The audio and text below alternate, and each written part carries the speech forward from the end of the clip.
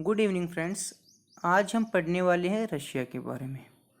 जैसा कि आप सभी के सामने रशिया का मैप है, उसमें आप देख रहे होंगे जो रशिया के नॉर्थ में है आर्टिक ओशियन प्रेजेंट है। इसके साउथ में Mongolia, China, Kazakhstan mainly present है।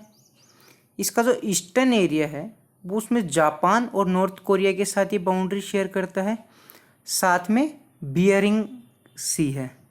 बियरिंग सी के उधर अलास्का है, जो कि पहले रशिया का पार्ट था, लेकिन बाद में रशिया ने उसको अमेरिका को सोल्ड कर दिया। जो इसका ईस्टर्न एरिया है वो यूरोपियन यूनियन के जो देशों से जुड़ा हुआ है। इसकी जो बॉर्डर्स हैं बाल्टिक सी और ब्लैक सी से लगती हैं। इतना हमने इसकी जियोग्राफी में देखा। ये वर्ल्ड का सबसे बड़ा कंट्री है और इसके अंदर 14 टाइम जोन्स आते हैं। लेकिन जो इसका मेन पॉइंट ऑफ व्यू है, ये हिस्ट्री के अकॉर्डिंग हमारा लेक्चर रहेगा, जिसमें यूपीएससी से आने वाले संबंधित क्वेश्चंस और उनके जो प्रैक्टिस सेट किए जाएंगे इसके अंदर। तो हम चर्चा करते हैं रशिया के बारे में। रशिया के बारे में चर्चा करने से पहले मैं बताना चाहता हूँ कि जो रशिया है उसका मोस्टली इलाका है वो सर्बियन इलाका है। सर्बिया का जो मोस्टली इलाका है वो लगभग बर्फ़ से ढका हुआ है, इसलिए वहाँ पर ज़्यादा आबादी नहीं बसती। जब ठंड पड़ती थी तो उस समय जो बाल्टिक सी का जो रीजन है वहाँ पे चारों तरफ बर्फ़ जम जाती थी और खाने पीने या जीने का कोई रिसोर्स साधन नहीं बचता था। तो इसलिए जो वहाँ पे ट्राइब्स रहती थी वो अंदर की तरफ आ जाती थी। इसी तरह ब्लैक सी है। ब्लैक सी को नाम इसलिए ब्लैक सी दिया गया क्योंकि यहाँ पे नमक की मात्रा इसमें ज़्यादा है, और ज़्यादा होने के कारण यहाँ पे जो एग्रीकल्चर है वो अच्छे से डेवलप नहीं हो पाती। इसलिए जो यहाँ की जनजातियाँ हैं वो थोड़ा फ्रेश वाटर के रिसोर्स पर निर्भर रहती हैं, इसलिए वो थोड़ा नॉर्दर्न साइड में चली गए थे।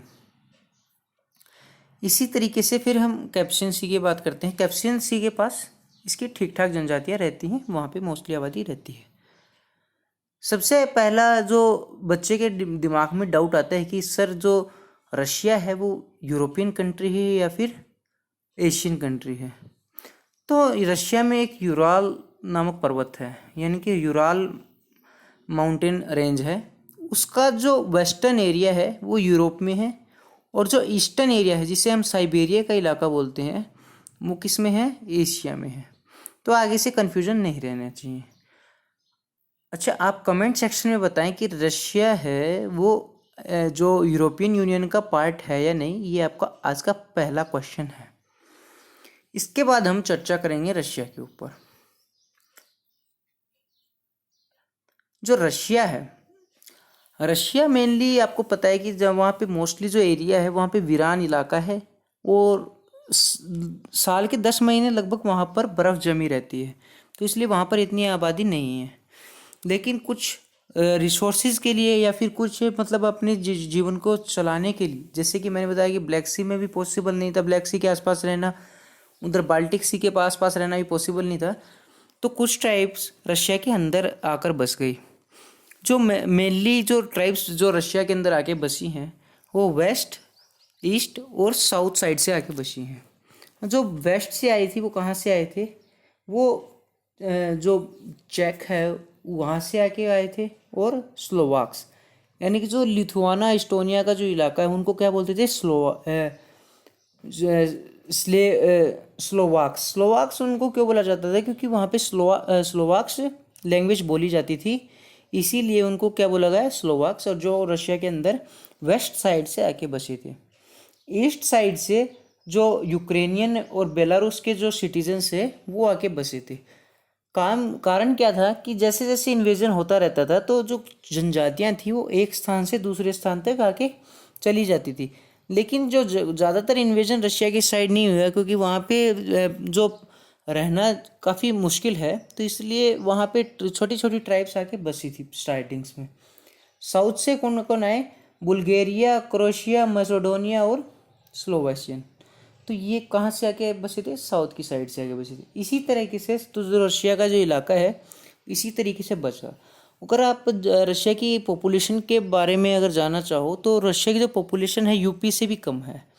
यानी कि यूपी की जो पॉपुलेशन है वो 2 करोड़ के आसपास, 2.5 करोड़ के आसपास है, जबकि जो पूरे रशिया की जो पॉपुलेशन है 1 करोड़ 60 लाख के आसपास, 16 करोड़ के आसपास है।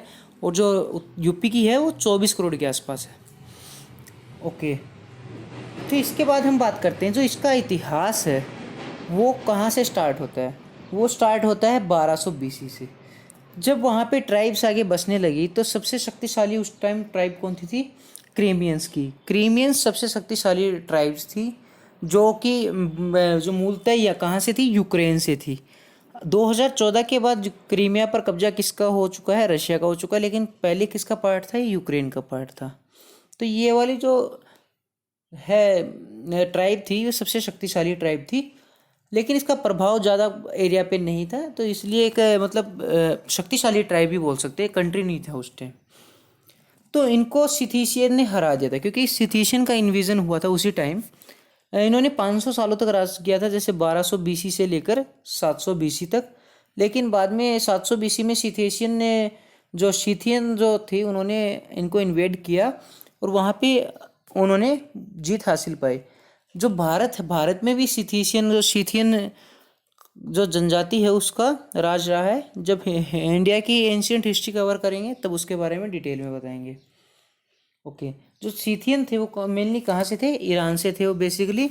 और जो 700 BC यानी कि 700 BC ईयर्स पहले आए थे, और इन्होंने भी लगभग 500 साल ही राज किया। इसके बाद ये स्मार्टियन के हाथों पराजित हुए। और जो स्मार्टियन लोग कहाँ के थे? ये ग्रीक और रोमन के थे, यानी कि मेनली ये यहूदी थे। इतनी बात समझ में आ गई तो हम आगे चलते हैं। स्मार्टियंस में सबसे शक्तिशाली राजा थे वो कौन थे? अगस्टस थे। इसके बाद उनकी मृत्यु काफ़ी जल्दी हो गई थी, तो उनके बड़े जो छोटा भाई था उनको बना दिया गया था राजा, जिसका नाम था टिबेरियस। टिबेरियस के बाद उनको हटाकर कौन राजा बन गया? जो अगस्टस के स्टेप्सन थे उनको राजा बना दिया गया। इन्होंने जो ये स्मार्टियंस हैं इन्होंने करीब करीब 200 सालों तक राज किया। जो इनके स्टेप्सन राजा बने थे कब से कब तक लेकर बने थे? 14 AD से लेकर 37 AD तक राजा बने थे। इसी काल में जो स्पार्टियंस के ही राज में जो जीसस हैं उनका बर्थ हुआ था, और उन्हीं के शासन काल में जो रोमन प्रोविंस है वहाँ पर इज़राइल में जो जीसस है उनका क्यूरिफिकेशन कर दिया था, यानी कि उन्हें सूली पर चढ़ा दिया गया था। जिससे काफ़ी, देखो पहले कौन सा वंश चल रहा था? यहूदी वंश। बाद में धीरे धीरे कौन सा आया? क्रिश्चियनिटी आई। इसके बाद जैसे ही क्रिश्चियनिटी का प्रसार होता है तो जो रशियन जो एम्पायर था वो गिर गया, और वो वहाँ पे किसने जीत हासिल कर ली? स्मार्टियंस को हराकर वहाँ पे जर्मन विस्गोस्ट ने कर ली, यानी कि जर्मन विस्गोस्ट। ये देखो नाम अजीब है, जर्मन नेम है, मेरे को जर्मन नहीं आती तो हो सकता है प्रोनाउंसिएशन में गलती हो गई हो, लेकिन स्पेलिंग ठीक है, जर्मन VISIGOTHS। तो आप इसका ध्यान रखें। और इन्होंने कब आए थे ये रशिया में? 200 AD में। इसके बाद जो ये है इनको हरा दिया किसके द्वारा? जो अटेलिया एक वहाँ पे क्या थी? एक ट्राइब थी, वहाँ के शासक ने इनको हरा दिया। और उसके बाद जो अटेलिया है वो भी हरा दिया गया किसके द्वारा? जो चाइना में हंस वंश आया था ना, हंस डायनेस्टी, उन्हीं के द्वारा हरा दिया गया था। और जो जर्मन और अटेलिया ने मिलकर करीब करीब 170 सालों तक राज किया। 370 AD में हंस का शासन आया, हंस जो डायनेस्टी है उसका शासन आया। इसमें जो सबसे प्रमुख राजा थे वो कौन थे? वगेरियन प्रिंस। कौन से थे? वगेरियन प्रिंस, जिन्होंने वहाँ पे ज़्यादातर जो इस्टेब्लिशमेंट है, जो कल्चरल इस्टेब्लिशमेंट है, किन्होंने किया था? वगेरियन प्रिंस ने। और उन्होंने इस जो धरती को, इस स्वर्ग जैसी धरती को क्या नाम दिया गया? Land of rush. जिसके बाद इसको क्या बोला गया? Land of Russia, land of rush. जिससे आगे चल के इसका क्या नाम पड़ गया? लैंड ऑफ रशिया, यानी कि रशिया नाम पड़ गया इसका। इसी तरीके से इससे पहले इसका जो नाम था वो अलग अलग जगहों पर अलग अलग मिलता है, लेकिन 1862 के बाद इस जगह का क्या नाम पड़ गया? जो नॉर्थ पोल की ओर थी जगह, रशिया। ओके, इसके बाद हम देखते हैं जो इसमें महत्वपूर्ण जो कदम रहे हैं। जैसे जैसे क्रिश्चियनिटी पैर फैला रही थी, तो अभी तक ऐसा कोई वहाँ पे चर्च वगैरह नहीं था। तो सबसे पहले 988 में प्रिंस व्लादिमीर फर्स्ट यानी कि व्लादिमीर प्रथम ने ईस्टर्न ऑर्थोडॉक्स चर्च की स्थापना की, ताकि जो ईसाई धर्म है उसका प्रचार और प्रसार किया जा सके। 200 सालों तक काफ़ी प्रचार प्रसार हुआ ईसाई धर्म का, और जो ईसाई हुकूमत है वहाँ पर सेटलमेंट हुआ। 1200 एडी में यानी कि 12th जो सेंचुरी है उसमें देखते हैं कि जो मंगोल है, वहाँ के मंगोल के राजा कौन थे? चंगेज़ खान। उनका इन्वेजन हुआ और उन्होंने अपनी सत्ता वहाँ पे कायम की। उन्होंने बाद में अपने पोतों के बीच मध्य जो एरिया था वो बांट दिया था, यानी कि 4 पोते थे बेसिकली। तो उन्होंने मंगोलिया के चारों ओर दिशाओं में अपने अपने बेटों को बांट दिया था, जिसके बाद 280 वर्षों तक जो मंगोल है ट्राइब है उनका शासन रहा। यानी कि जो शासक थे वो तो रशिया के ही थे, लेकिन उनको जो कंट्रोल कर रहा था, कौन कर रहा था? वो चंगेज़ खान के वंशज कंट्रोल कर रहे थे। यानी कि लगान वगैरह किनको दिया करते थे? वो चंगेज़ खान के वंशज को। जैसे बाद में 280 सालों के बाद जैसे पूरे हर जगह चंगेज़ खान के शासक जहाँ पर ढीले पड़ते गए, वहाँ पर एक क्रांतिकारी आंदोलन हुए और उनकी सत्ता को गिराकर जो स्थानीय राजा थे वो जीतते गए। इसी तरह इवान थर्ड ने 1480 में जो चंगेज़ खान था उनके शासन को हटा दिया, और किसने कंट्रोल करना स्टार्ट कर दिया रशिया को? इवान थर्ड ने। उन्हीं के बेटे ने 1547 यानी 1547 में इवान जो फोर्थ है उन्होंने शासन संभाला और अपने आप को पूरे रशिया का राजा घोषित कर दिया। क्योंकि जो इवान थर्ड है उन्होंने क्या किया था? रशिया को यूनिफाई किया था। इससे पहले क्या था कि रशिया ट्राइब्स में बटा था, जो शासन था वो किस में था? ट्राइब्स में बचा था। जो इवान फोर्थ हैं इन्होंने अपने आप को क्या किया? राजा घोषित कर दिया और पूरे रशिया को यूनाइट किया, और वहाँ पर एग्रीकल्चर रिफॉर्म्स लाए ताकि खेती बाड़ी की जा सके, लोगों को जीने का साधन मिल सके। इसके बाद जो यहाँ पे 1682 में जो रशिया के राजा बने कौन थे? Peter the great. ये इनका जो पालन पोषण हुआ था वो ज़्यादातर यूरोप के देशों में ही हुआ था, इनकी शिक्षा भी वहीं से थी, तो इसलिए यूरोप के कल्चर से काफ़ी वाकिफ़ थे। तो रशिया में यही वो यूरोपियन आर्किटेक्चर को फॉलो करना चाहते थे, तो उन्होंने सेंट पीटरबर्ग नाम की एक शहर बसाया, जिसमें आप यूरोपियन आर्किटेक्चर को देख सकते हैं। ये कुछ सोशल रिफॉर्म्स लाए इन्होंने, एग्रीकल्चर को बढ़ावा दिया, इंडस्ट्रियलाइजेशन को बढ़ावा दिया, और ज़्यादातर इन्होंने यूरोपियंस को ही फॉलो किया क्योंकि यूरोप से इनका कनेक्शन ज़्यादा था। अच्छी तरह पहनावा बन सके इसलिए उन्होंने बियर्ड टैक्स लगाया, यानी कि अगर कोई दाढ़ी रखता है तो उसके ऊपर टैक्स लगेगा। अगर कोई ट्रेड वगैरह का इन्होंने मार्ग बनाया। यानी कि पहले क्या था कि रशिया में ज़्यादा ठंड पड़ती थी, कोई महीनों तक नहाते नहीं थे, तो इन्होंने बाथरूम टैक्स भी लगाया था ताकि लोग नहा सके। अगर जो लोग नहाते नहीं थे उनके ऊपर ही फाइन भी करते थे। तो इस तरीके से इन्होंने कल्चर रिफॉर्म्स लाए। इसके बाद 1762 में जो वहाँ की रानी थी वो उन्होंने अपने आप को एम्प्रेस घोषित कर लिया, कैथरीन, जिनका नाम कैथरीन था। और कैथरीन ने पूरे यूरोप में जैसे फ्रांस और इंग्लैंड के बीच जब झगड़े हुआ करते थे, उसी दौरान जो पोलैंड का एरिया था जिसमें रशिया ने ब्रिटेन के साथ संधि की थी, तो उसके अंदर जो पोलैंड का एरिया था वो 3 भागों में बट गया था। तो इसमें रशिया ने बेलारूस, लिथुनिया और यूक्रेन का जो इलाका है वो रशिया के हिस्से में आया था। जो बाकी 2 हिस्से थे किस किस को दे दिए गए थे? पर्शिया और ऑस्ट्रिया को दे दी गई थी। इसके बाद 1801 में जो अलेक्जेंडर फर्स्ट हैं उन्होंने अपने आप को दोबारा जार घोषित किया। 1812 में जो नेपोलियन बोनापार्टे हैं उन्होंने रशिया को अटैक किया, लेकिन वो हार गए। हार क्यों गए? क्योंकि जो नेपोलियन का अटैक था वो सर्दियों में था, और सर्दियों में काफ़ी हराश सिचुएशन हो जाती है। तो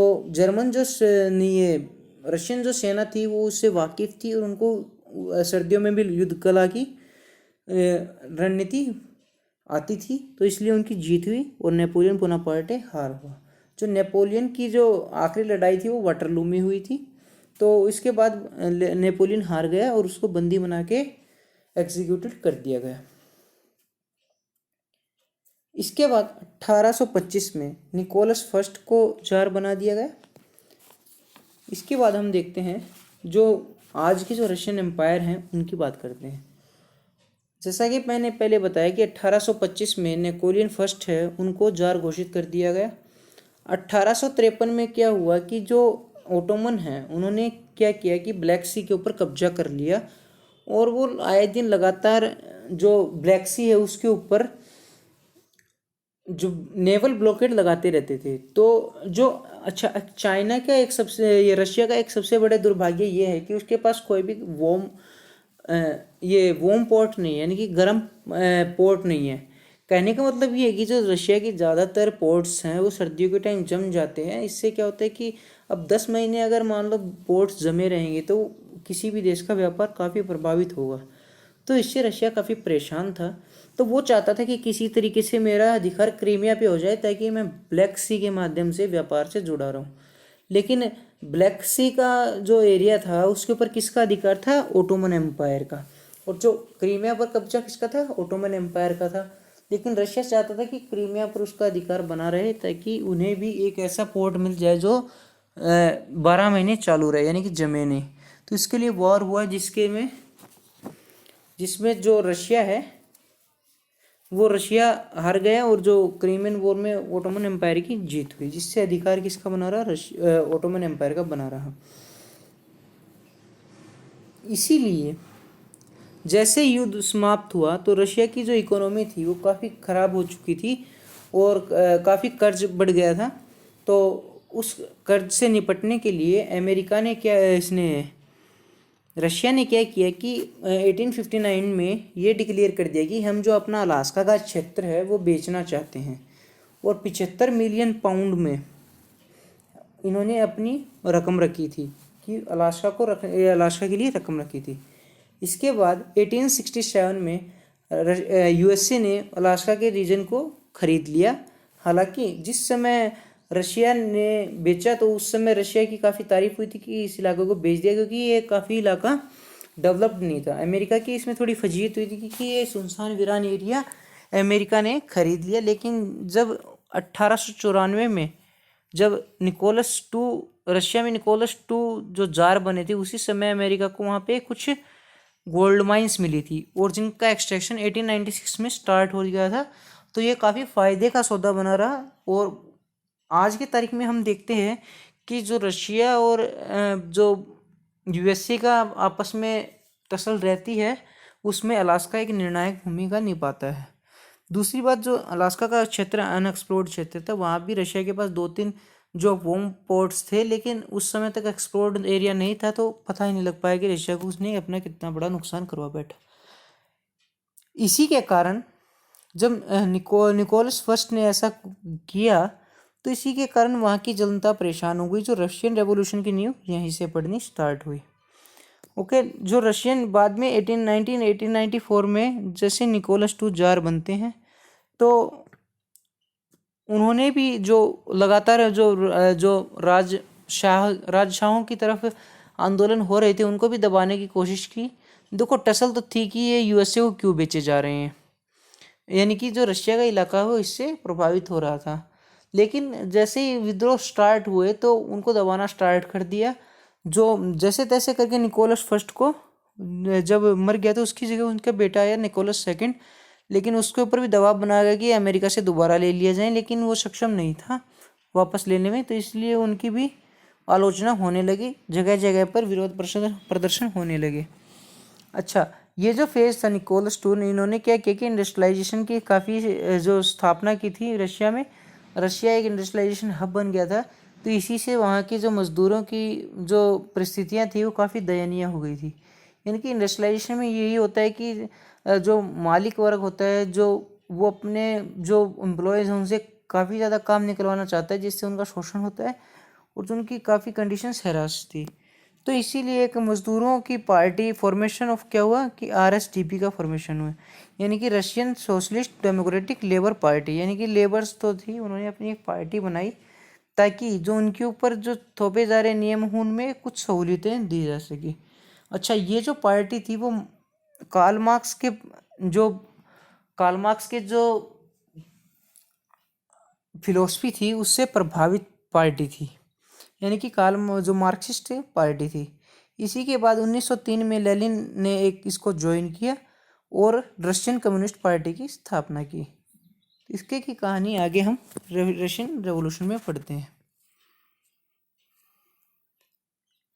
अब देखो कि मैंने बताया था कि जो मुख्य मुद्दा था वो कहाँ से स्टार्ट हो गया था, जो जब अलास्का को बेचा गया तभी से स्टार्ट हो गया था, जो अमेरिका ने कब बाय कर लिया था 1867 में।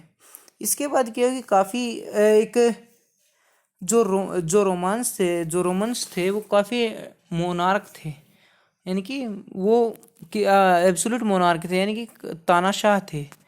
और दूसरा जो जार था वो अपने कानून अपने आप से बनाता था, उसके लिए कोई कानून कोई परवाह नहीं रखता था, यानी कि उसने कह दिया वही कानून है। तो इन दोनों से जनता परेशान थी, लगातार टैक्स की बड़ी दरें भी बढ़ती जा रही थी, दूसरी ओर मजदूरों की जो हालत थी वो भी काफ़ी ख़राब थी। तो रशियन रेवोल्यूशन में क्या हुआ कि जो एक क्रांति का उद्भव हुआ, जिसके अंदर जो ये जार प्रथा थी, यानी कि जो किंग थी वो हटा दिए गए और यूएसएसआर की स्थापना हुई। लेकिन इसके पीछे के कारण क्या रहे हैं? कारण ये रहे हैं कि जो रशिया है वो काफ़ी एग्रीकल्चर डिपेंडेंट था, यानी कि उनकी देखो इंडस्ट्रियल रेवोल्यूशन तो आ गया था, लेकिन उसकी जो काफ़ी जो निर्भरता थी किस पर थी, खेती पर ही निर्भर थी। और सभी टैक्स मजदूरों की कंडीशंस खराब होने के कारण सभी टैक्स पर किसके ऊपर बोझ था? किसानों के ऊपर। दूसरा, जो क्लर्जी थे, जो एरिस्टोक्रेट्स थे, वो अपना प्रभाव दिखा रहे थे, लगातार मजदूरों का शोषण कर रहे थे।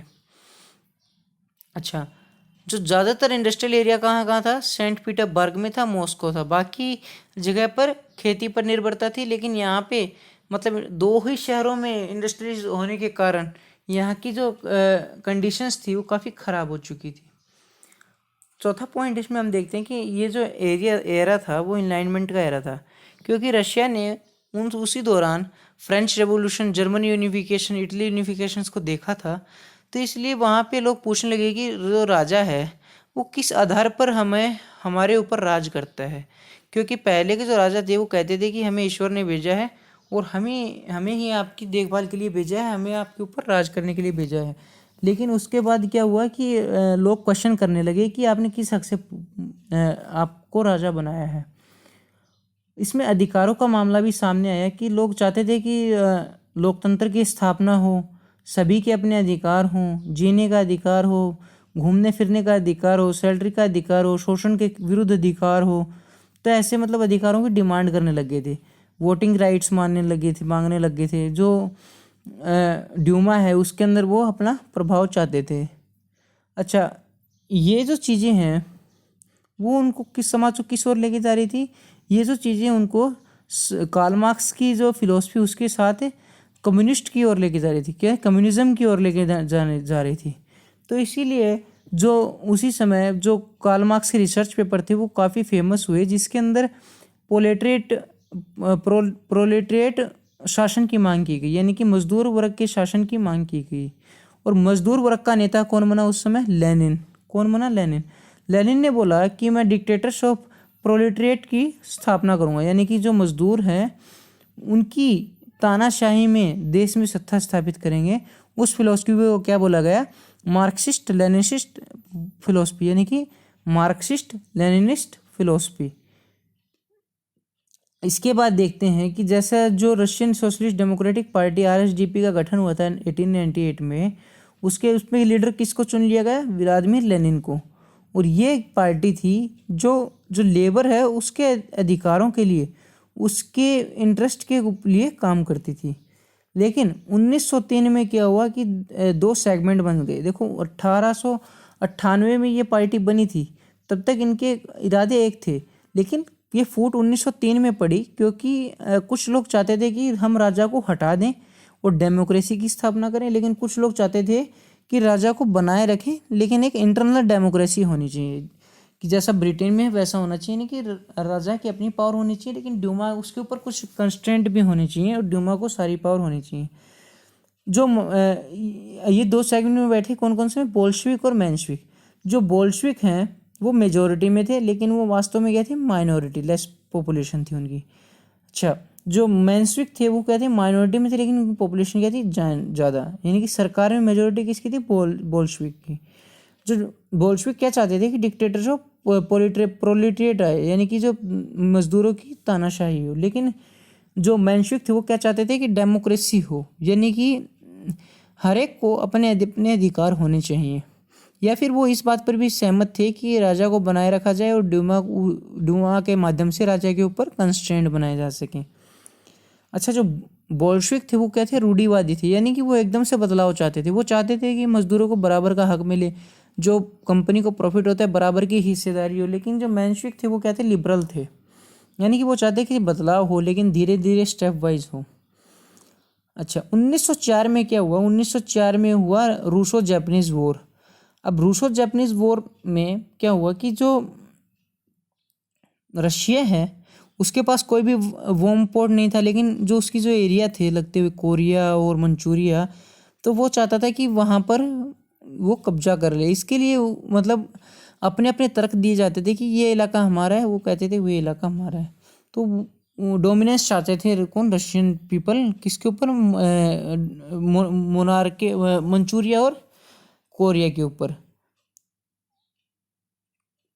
लेकिन इस युद्ध में जो रशिया की हार हुई, हार क्यों हुई इस युद्ध में, क्योंकि जो रशिया की ज़्यादातर सेना है वो कहाँ थी, वेस्टर्न साइड थी, और उनको पहुंचाने में, जो सुदूर इलाका था पहुंचाने में उनको काफ़ी टाइम लग गया, क्योंकि उस समय इतनी अच्छी कनेक्टिविटी नहीं हुआ करती थी। तो मतलब जो काफ़ी रास्ता पैदल ही तय करना होता था, तो उनको पहुंचने में काफ़ी देर हो गई, जिससे क्या हुआ कि जो कोरिया है उसको बढ़त मिल गई।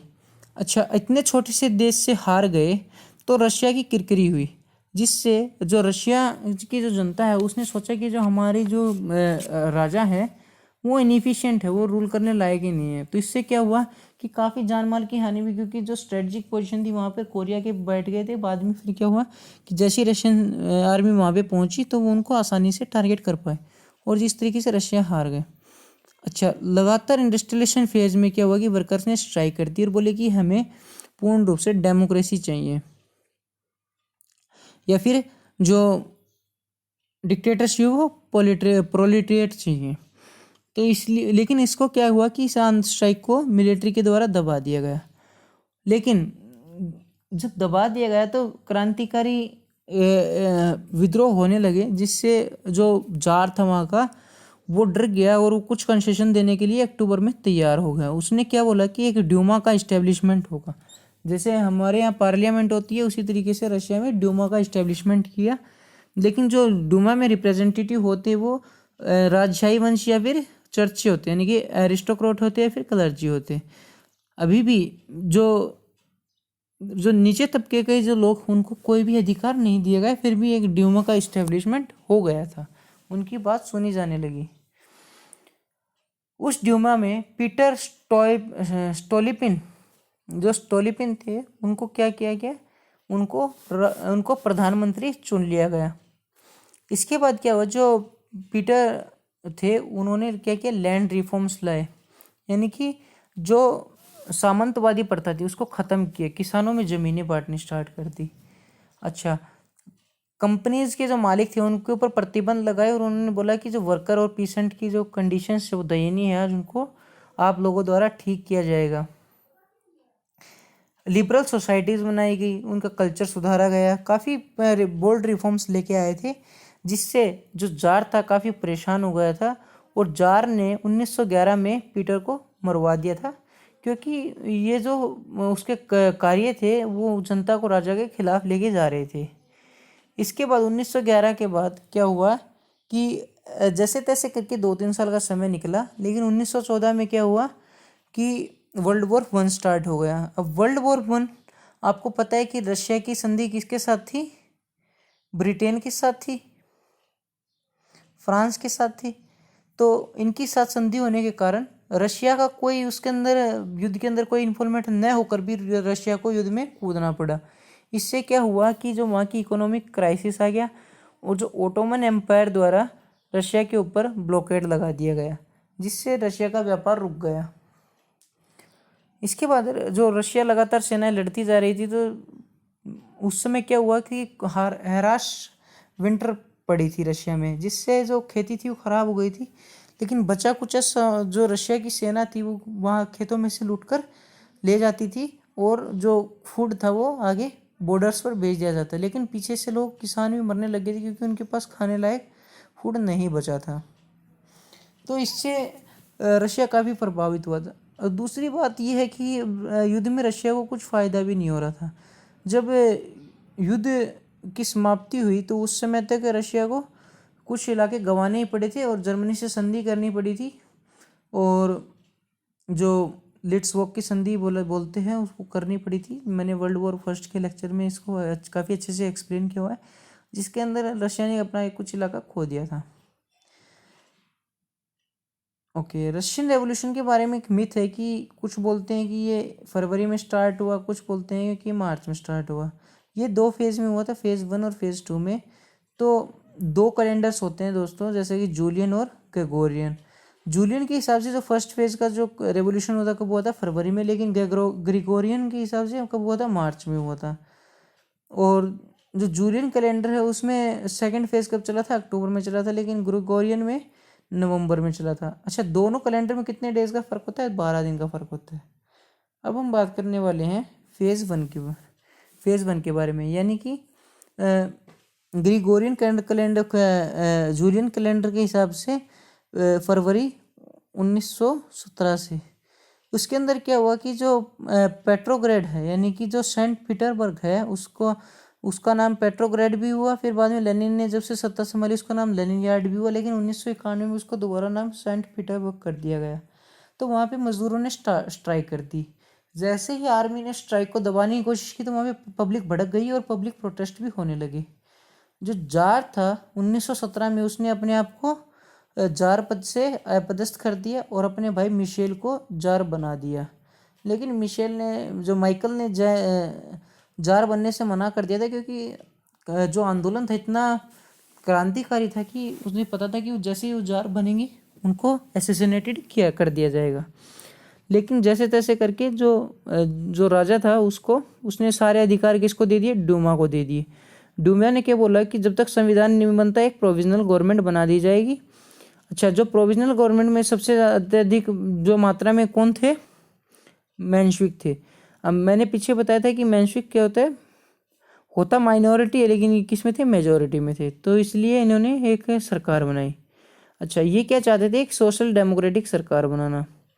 इसके अंदर जो सबसे पहले पीएम चुने गए कौन थे, अलेक्जेंडर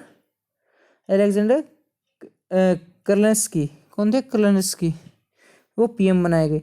लेकिन जो प्रोविजनल गवर्नमेंट बनी थी इसके अंदर क्या हुआ था कि कोई भी इलेक्शन नहीं हुआ और इसने कोई भी ऐसा कानून पास नहीं किया कि जिससे वर्ल्ड वॉर 1 से रशिया ने हाथ पीछे किए हो या फिर जो इंसर्जेंसी कम हुई हो। यानी कि जैसे ही देखो फरवरी में आंदोलन स्टार्ट होता है, लेकिन नवंबर तक ऐसे कोई भी स्टेप नहीं लिया गया जिससे रशिया पर कुछ प्रभाव पड़ा हो। तो आंदोलन था वो दोबारा तेज हो गया। अब की बार क्या हुआ कि जो बोल्शेविक थे उन्होंने,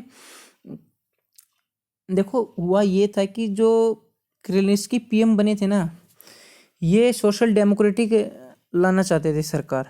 लेकिन जो इनकी सेना थी ना, वो सत्ता का तख्ता पलट करना चाहती थी। तो इसलिए उन्होंने, सेना ने क्या किया कि जो मेंशविक हैं उनके जो पीएम है जो केरेंस्की हैं उनको हटाने की कोशिश की।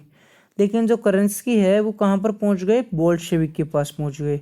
अब बोल्शेविक के पास क्या थी, अपनी एक रेड आर्मी थी। जो रेड आर्मी थी उसने क्या किया कि एक आंदोलन खड़ा कर दिया, किसके खिलाफ, जो रशिया की आर्मी थी उसके खिलाफ, जिसमें किसकी जीत हुई, जो रेड आर्मी थी उसकी जीत हुई। तो अभी थोड़ा फेज 2 से स्टार्ट करते हैं। तो जो बोल्शेविक्स थे वो काफ़ी ताकतवर स्थिति में थे। तो 1917 में जो लियोन ट्रोत्स्की हैं उसके जो 1917 में जो RSDP उसके चेयरमैन कौन थे? लियोन ट्रोट्स्की।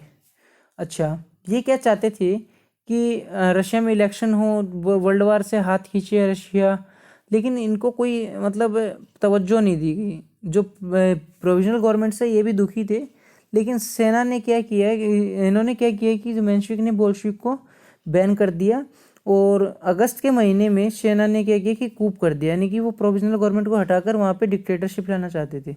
लेकिन जो केरेंस्की है वो क्या चाहते थे कि वहाँ पर सोशल डेमोक्रेटिक सरकार बने। तो इसके लिए उन्होंने बोल्शविक का सहारा लिया और रेड गार्ड की सहायता से सेंट पीटर्सबर्ग से उन्हें हटा दिया। लेकिन जैसे ही सेना हार गई तो जो बोल्शविक थे वो बने रहे और उन्होंने पूरे सेंट पीटर्सबर्ग पर कब्जा कर लिया। और जो लेनिन थे, लेनिन जैसे ही बोल्शविक पार्टी बैन हुई थी तो लेनिन को जापान भगा दिया गया था। लेकिन 1917 में बाद में लेनिन वापस लौट कर आए, और जैसे ही वापस लौट कर आते तो उन्होंने सोवियत काउंसिल की स्थापना की, यानी कि वर्करों की काउंसिल की स्थापना की, और जो भी हर कंपनी वगैरह होती है उसके अंदर वर्कर शामिल होते। इसके बाद देखते हैं कि अक्टूबर महीने में क्या हुआ। जैसे अक्टूबर महीने में सेना ने तख्तापलट की कोशिश की, रेड गार्ड से उनको हरा दिया, तो रेड गार्ड्स ने शांति होने के बाद मेंशविक को सत्ता नहीं दी, वो बोल्शविक के साथ बने रहे, और धीरे धीरे पोर्टग्रेड के बाद मॉस्को के ऊपर भी कब्जा कर लिया और लेनिन पावर में आ गए। सभी मेजर सिटीज़ में किसका कब्जा हो गया? बोल्शविक का कब्जा हो गया। अभी देखो, जैसे कि जो मेंशविक थे उनको हटा दिया गया था, तो जो मेंशविक थे वो लिबरल थे, जिसके लिए उन्हें यूरोपियन कंट्री से समर्थन प्राप्त था। लेकिन यूरोपियन कंट्री से समर्थन प्राप्त होते हुए भी उनको हरा दिया गया, तो उनके बीच में एक इंसर्जेंसी का पीरियड स्टार्ट हुआ, जिसके अंदर जो बोल्शविक थे उनकी जीत हुई। अभी देखो, इसके अंदर मैंने दिखाया हुआ है कि जो वाइट्स हैं, यानी कि वो कौन थे? मेंशविक, और जो रेड कौन थे? बोल्शविक। तो उनका साथ कौन कौन दे रहा था? एक तो वाइट कौन कौन थे? मेंशविक थे, जो मोनार्की को सपोर्ट कर रहे थे वो थे, जो लैंडलॉर्ड्स, जो बड़े बड़े ज़मीनें अपनी वापस चाहते थे वो थे, एरिस्टोक्रेट थे, और वेस्टर्न कंट्रीज थी। लेकिन जो जो बोल्शविक कौन थे? जो मजदूरों के नेता थे वो थे। उन्होंने क्या किया कि जो जार है उसको एग्जीक्यूटेड कर दिया, और रशिया में कम्युनिज्म की स्थापना की। इसके बाद कम्युनिज्म जैसे स्थापित हुआ और रशिया को क्या बोल दिया गया? USSR में कन्वर्ट कर दिया गया, यानी कि union of Soviet socialist Republic. यानी कि जो ये देश है किसका है? मजदूर वर्गों का देश है। यहाँ पे किसकी तानाशाही चलेगी? मजदूरों की, यानी कि डिक्टेटरशिप ऑफ प्रोलेटारिएट की तानाशाही चलेगी। इसका जो पहला प्रधानमंत्री कौन बना? लेनिन बना। जो लेनिन था वो मार्क्सिस्ट लेनिनिस्ट फिलोसफी को फॉलो करता था, और इसके बाद जो USSR है उसने दूसरे देशों पर भी अपनी कम्युनिज्म की जो नीति थी उसका प्रभाव डाला, और लगातार Cuba, north Korea, Vietnam, Laos, China में जो कम्युनिस्ट सत्ता को स्थापित किया। 15 से अधिक देशों ने उस समय कम्युनिज्म को अपनाया। जो रशिया में मोनार्की थी वो अब किस में बदल गई थी? नेशनल स्टेट में बदल गई थी। जैसे ही लेनिन सत्ता में आया उसने जो सभी रिसोर्सेज थे उनको क्या किया? नेशनलाइज किया, यानी कि सरकारी संपत्ति घोषित कर दिया। 5 ईयर प्लान बनाया। जो सबसे पहला 5 ईयर प्लान था कब स्टार्ट हुआ था? 1928 में स्टार्ट हुआ था। भारत ने भी इन्हीं का 5 ईयर प्लान कॉपी करके अपने देश में लागू किया था। ओके, अच्छा, जो भी उद्योग धंधे थे उसको किसके ऊपर कंट्रोल आ गया था? सरकार का कंट्रोल आ गया था। तो इसीलिए इसको क्या बोला गया? Command economy. लेकिन इसमें मजदूर वर्ग की सरकार होते हुए महिलाओं और पुरुषों को बराबर के अधिकार दिए गए, जिससे जो इक्वलिटी है, इक्वलिटी इन जेंडर का कंसेप्ट पहली बार रशिया से स्टार्ट हुआ। तो उसके बाद देखते हैं कि 1922 तक आते आते जो सत्ता है वो स्थापित हो गई थी, यानी कि USSR की स्थापना हो चुकी थी। इसके बाद हम जो रशिया का एक वीडियो और आएगा उसमें पढ़ेंगे। अगर आपको वीडियोस अच्छी लग रही हैं तो प्लीज़ चैनल को सब्सक्राइब करें। जो लाल बटन होता है वीडियो के नीचे उसको दबाएं, बेल आइकन का बटन दबाएं, ताकि कोई भी अगर दूसरी वीडियो आती है तो उसका नोटिफिकेशन आपको सबसे पहले मिल सके। और इसके अंदर जो कंटेंट है, जो क्वेश्चंस है वो UPSC लेवल तक के कवर किए जा चुके हैं। कोई भी ऐसा क्वेश्चन नहीं है जो इससे बाहर का आपको मिल जाएगा। हालांकि इसकी एक वीडियो रहेगी, उसके अंदर हम कंप्लीट समअप कर देंगे। Thank you.